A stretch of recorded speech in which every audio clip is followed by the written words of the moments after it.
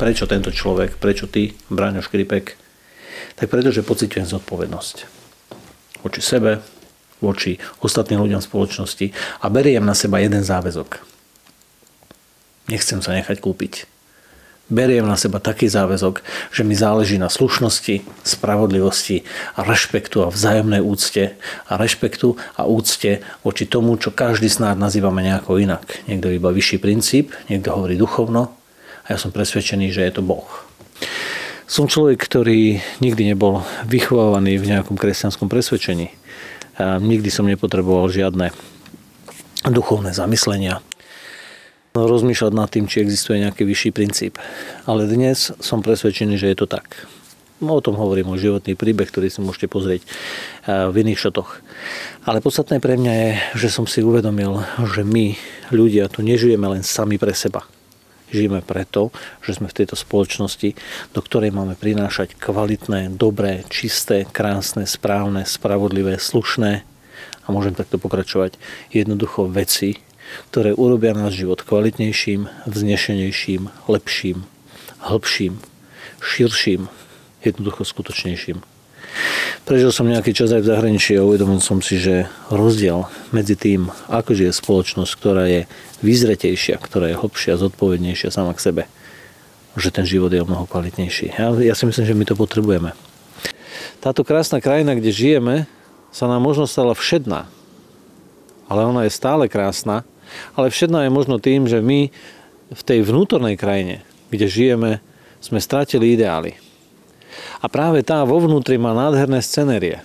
Len my ich potrebujeme pozdvihnúť. My potrebujeme zdvihnúť niečo, čo sme podúbali a stratili.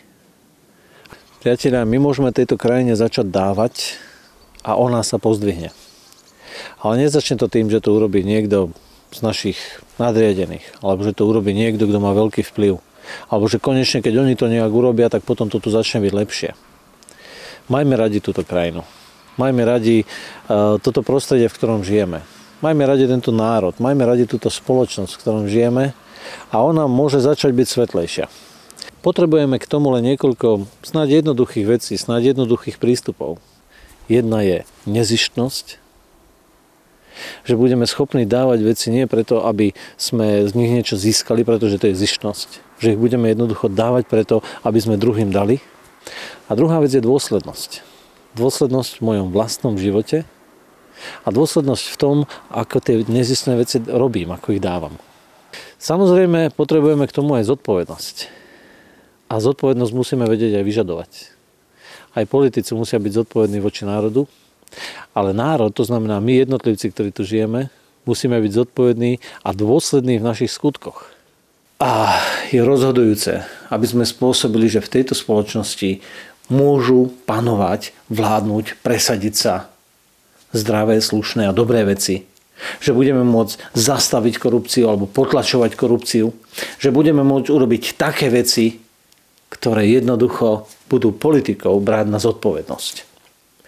Ale ak v tejto krajine naozaj mizne úsmev z tváre, pretože nám je ťažko, pretože všetko je zlé, lebo všetci klamú, lebo sme všetci od rána nahnevaní.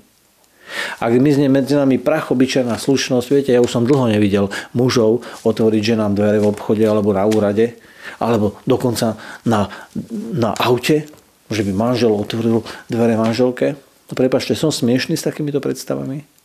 Viete, tieto drobnosti nám urobia niečo väčšie a krajšie a môžeme sa učiť a môžeme smerovať k tomu, že aj veľké veci urobíme krásne a pekné. My tu nemusíme a nejdeme proti niečomu. A že my nie sme len proti korupcii, že nie sme proti zabíjaniu, že nie sme proti potratom, že nie sme proti zlým ľuďom a že nejdeme len preto, aby sme dokázali niečomu zamedziť. My potrebujeme zdôrazniť, že sme naozaj za niečo dobré, že sme za kultúru života, že sme za dobro v spoločnosti, že sme tu pre slušnosť, že sme tu pre to, aby sme uplatnili niečo, čo je naozaj zodpovedné, čestné a dobré. A v tomto predvolebnom takom politickom kampaňovaní ja myslím, že potrebujem zdôrazniť, že my nie sme rivali. A ja nechcem byť konkurentom nikoho iného a nechcem s nikým súťažiť, nechcem byť pre nikoho nejakým zlodejom hlasov. A mne sa zdá, že my tu máme v sebe akýsi pocit boja. A ja by som vám chcel povedať, že ja naozaj s nikým nejdem súťažiť, ale chcem vás pozbudiť, že vy keď máte iný názor, tak mňa nemusíte považovať za nepriateľa. A ja nie som nepriateľom iných, ale priatelia, stačí len toľko, aby sme si vedeli navzájom žičiť. Pretože nám spoločne predsa musí ísť o dobrú vec. Presne tak budeš žiť, ako budeš voliť. Tak ja vás prosím, povzbudzujem, vyzývam, chcem vás k tomu strhnúť a zaujíma ma to, čo urobíte. Slovensko bude krásnou krajinou. To všade navonok a to v našom vnútri.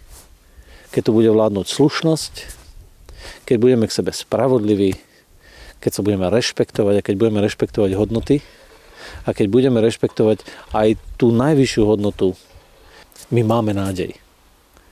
My môžeme mať nové ciele. My môžeme robiť spoločne niečo, čo začína u mňa samého. Že som za rozvoj života. Že som za rozvoj kreativity. Že som za, a tu môžeme doplniť všetky tie dobré veci. Ja vás prosím, aby sme takto na Slovensku mysleli. A tak je dôležité, aby ste aj vy boli zodpovední skutočne k sebe, k tomuto národu, k tejto krajine. A naša voľba je vyjadrenie zodpovednosti. Chcem vám povedať, poďte voliť a vyjadrite svoj postoj k tomu, že vám záleží, čo sa deje na Slovensku.